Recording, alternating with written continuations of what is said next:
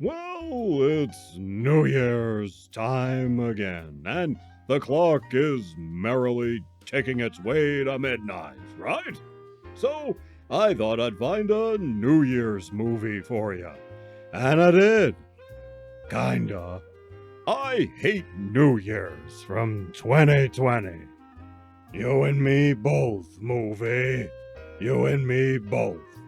See, I went into this thinking it was a simple romantic comedy, kind of a Hallmark Channel kind of movie, but as it turns out, this thing is apparently aimed at the alphabet soup community, not regular people like me who don't dabble in that lifestyle. But nothing in the movie's description tells you about its intended audience. It passes this movie off as a simple romantic comedy. Otherwise, maybe I would have moved on and not spent the money on this. But now that I have, I guess I may as well review it for you.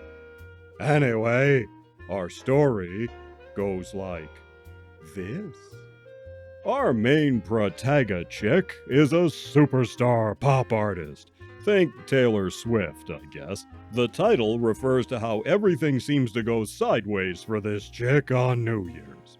Anyway, she's had writer's block ever since she left home and can't write new songs. So she visits a psychic who basically tells her to find herself and gives the impression she needs to make amends with her ex-girlfriend back home after a bad breakup. So, on New Year's Eve, she flies back home and reconnects with her bestie while trying to find this ex. Turns out the bestie is really secretly hot for our protagonist chick, and the balance of the movie is about the bestie trying to tell the protagonist chick how she feels while they hunt up this ex, creating a will they or won't they dynamic. That's right. Both of our protagonist chicks are young, attractive, hot, and lesbotic.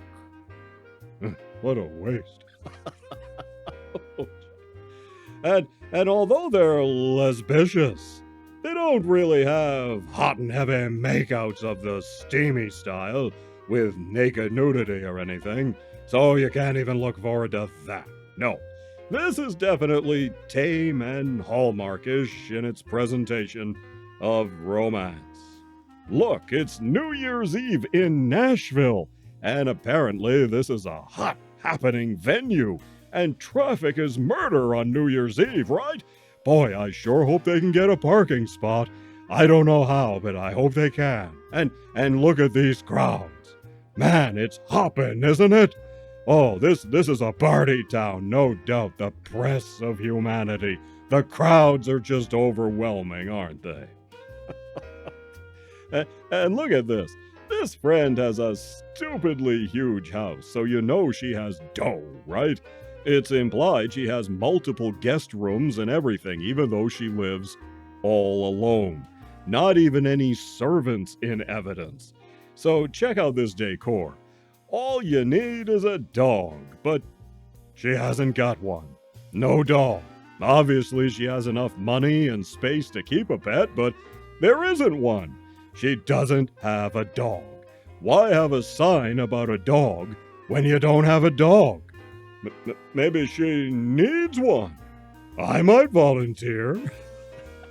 She's cute enough, but she better watch out. I'm a student of Sean Connery James Bond. So, you're lesbotic, are you, Miss Galore? Well, let's share what we could do about that, shall we?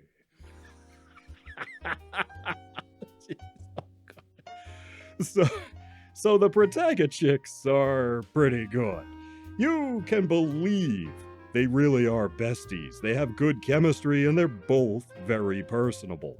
And the music is good, what we get to hear of it anyway.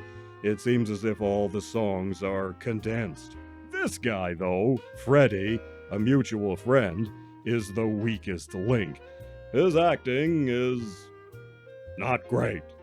He comes off like a leaf of soggy, wet lettuce. Just no structure. His line delivery, never leaves the warehouse. The character is played as swishier than a horse's tail at the height of fly season. I'd say he's kind of a stereotype, except you can believe the actor is really that way in real life. So I don't know what he or the director was going for there. And this character is weird. This is the psychic our protagonist chick visits and then shows up in Nashville as the best friend's driver. As if this person were some kind of mystic, lesbicious love whisperer or something, but without any actual magic powers. So what the hell was up with that? They never explain. This one feels kinda cheap, and looks kinda cheap. Not that cheap is a total deal breaker, you do what you gotta do and the best you can do with what you've got, right?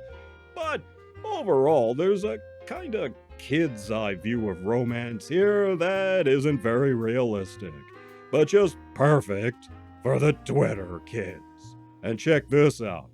There aren't even any downvotes or angry face icons on this fake social media app they use. In real life, people would leave those. At least you'd see one or two, right? As a comedy, the movie plays it very safe. It lives in a weird, unrealistic safe space, just like something on social media. And they don't encounter anyone who might not be cool with the rainbow flag lifestyle. So the real world never intrudes. Although, to be fair, you could say that for Hallmark romance movies as well. The two main protagonists are the best thing about this. The music is the second best thing, and the rest of it is pretty forgettable. So, a mere 1 3/4 paws up. It's not the worst thing ever made, but it could have been better. New Year's Eve is rapidly approaching, and I hope your new year is happy and not crappy. All signs point to crappy, but I'm wishing only the best for you and yours in the new year. You can see another New Year's movie review here, and meanwhile, you take care of yourselves, and I'll see you in the next one.